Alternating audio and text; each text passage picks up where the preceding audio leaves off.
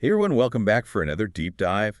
This time we are exploring the world of the Go-Giver Influencer by Burg and John David Mann. Oh, yeah, a classic. It is a classic. And for those of you who haven't read it, I think it's a great kind of introduction to this idea of influence without having to be, Manipulative. Exactly. Yeah, like pushy or salesy, right? Yeah, I really like the fact that it's a fable. It's a story. Yeah, it's a really engaging story. Because sometimes these business books get a little dry. Totally. So, without further ado, can we dive into who the characters are and what the setup is? Yeah, absolutely. So we meet two main characters in the book, and both of them are kind of on these quests for success, right? Okay. So the first one we meet is Jackson Hill, and Jackson is a passionate entrepreneur. He's got this natural pet food company called Fluffy Angels. Love it. And he's all about quality, right? His motto is only the purest, only the freshest, only the best for these pet food products. I mean, as someone who really likes to learn new things and dive deep into new topics, Right.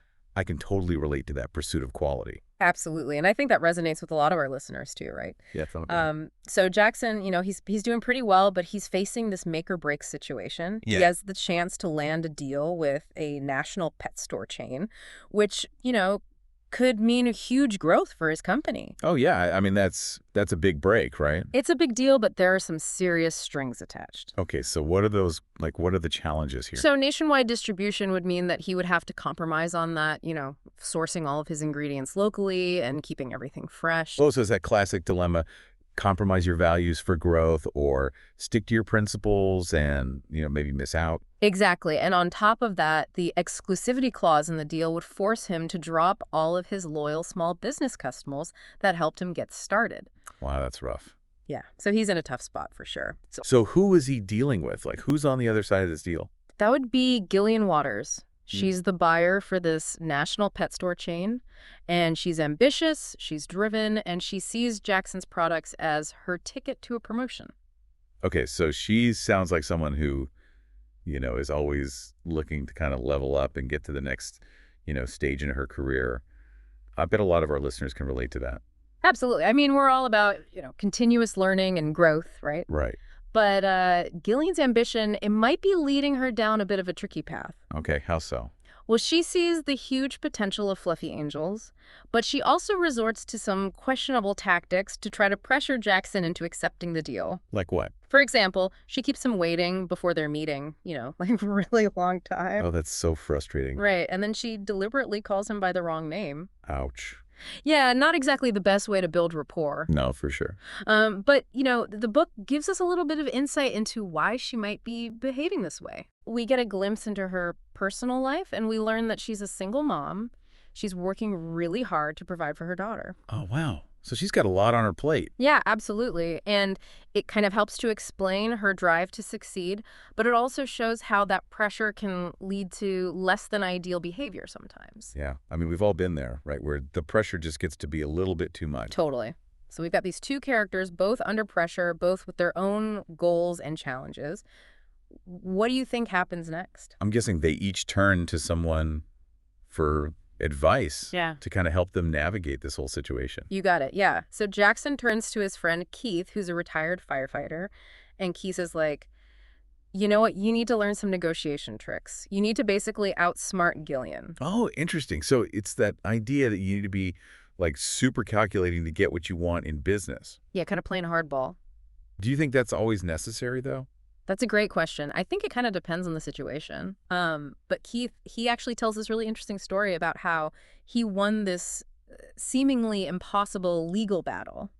Oh, okay. And it wasn't through aggression or tricks. It was through something called natural negotiation, which he learned from a retired judge. Okay, so maybe there's a different way, a more, ethical or authentic way to approach these kinds of situations. Exactly. And that's what Jackson starts to explore. Okay, so while he's doing that, what's Gillian up to? Well, Gillian's feeling stuck.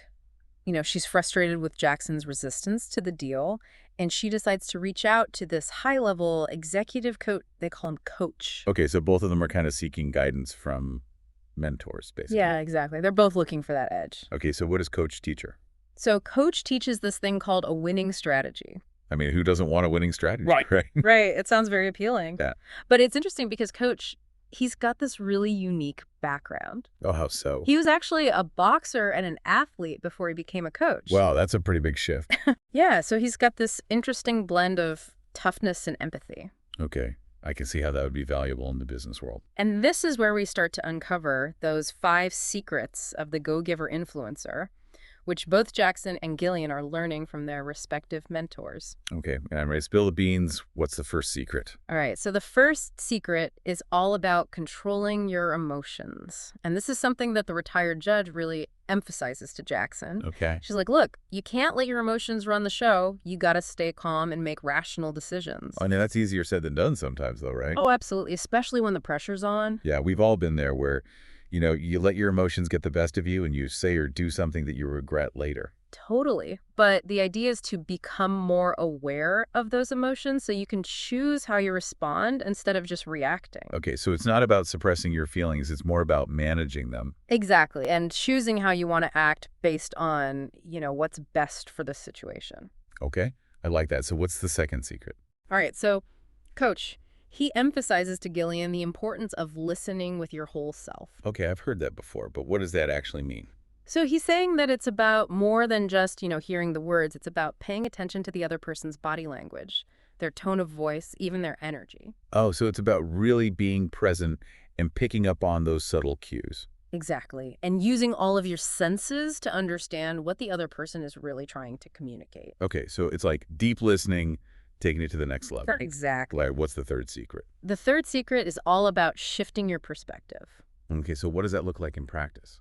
So both the judge and coach, they emphasize this idea of standing in the other person's shoes. Okay, so trying to see the world from their point of view. Exactly, even if you don't agree with them. Yeah, I can see how that would be helpful in a negotiation. Absolutely. And the book gives some great examples of how both Jackson and Gillian start to do this. Oh, like what? For example, Jackson, he starts to realize that Gillian's tough exterior might just be a way of protecting herself in a competitive world. Also, she's not necessarily trying to be mean. She's just trying to get ahead. Right. And Gillian, she starts to see that Jackson's resistance to the deal isn't about being stubborn. It's about protecting the values that are at the heart of his business. So it's about remembering that everyone has their own story, their own motivations. Exactly. And when you can understand those motivations, it's much easier to find common ground. Okay, that makes a lot of sense. So we've got controlling your emotions, deep listening, shifting your perspective. What's the fourth secret? The fourth secret is genuinely care. Okay, so not just pretending to care, but actually feeling it. Exactly. It's about tapping into that sincere desire to help others succeed. I think that's so important. And I think it's something that a lot of our listeners really resonate with. Absolutely. Wow. We're all about personal growth, but also about making a positive impact in the world. Right. And when you genuinely care about other people, they can feel it. Totally. And that makes you a much more effective influencer. Yeah, because people are more likely to trust you and want to work with you. Exactly. All right, ready for the fifth and final secret? Lay it on me. Okay, so the fifth secret is believing in abundance.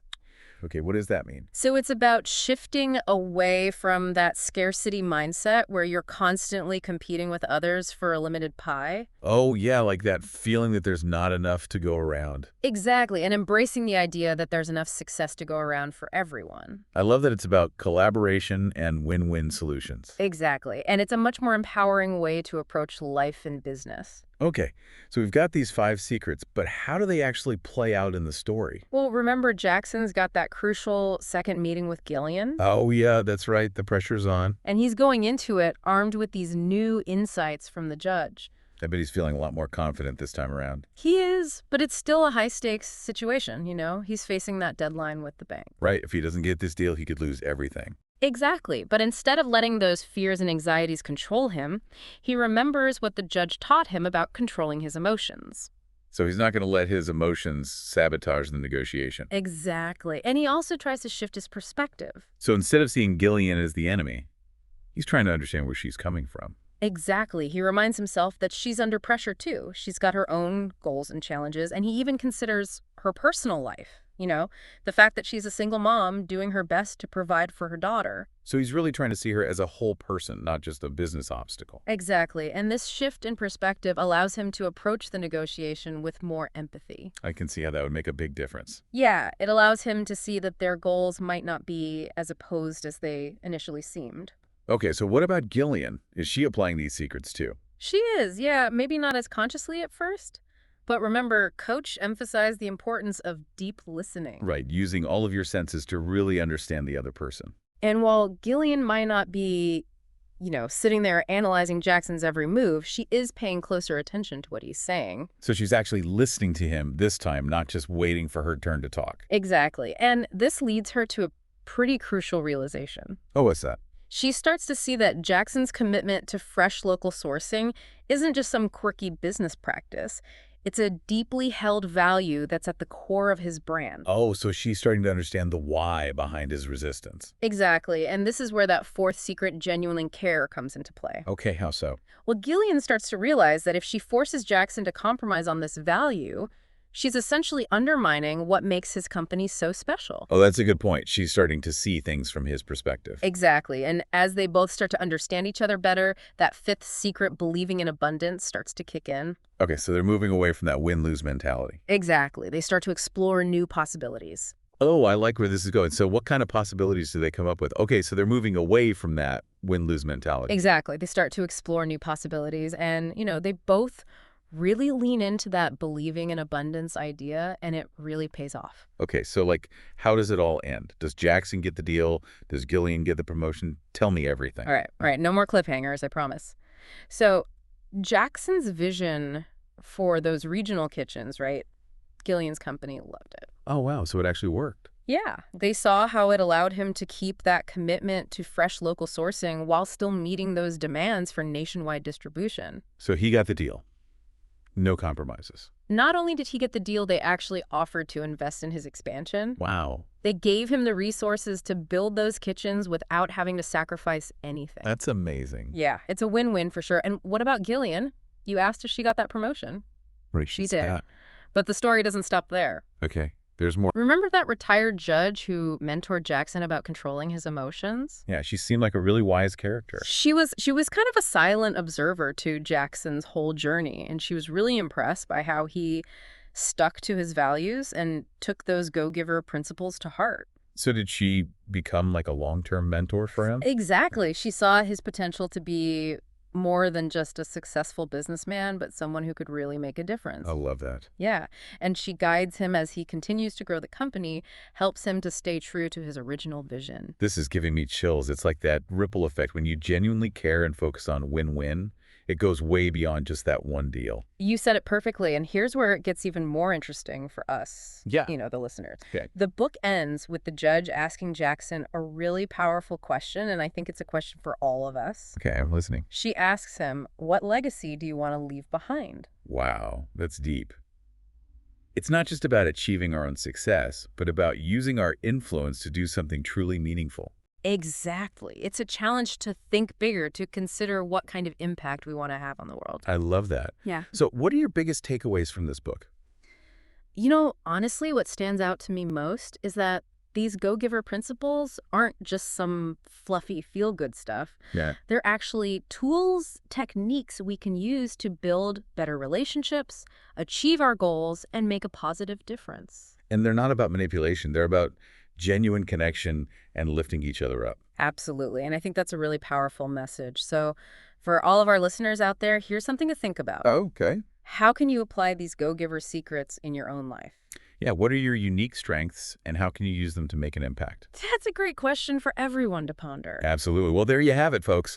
Our deep dive into the Go-Giver Influencer, a book that not only inspires, but equips you to make a real difference. Thanks for joining us. Until next time.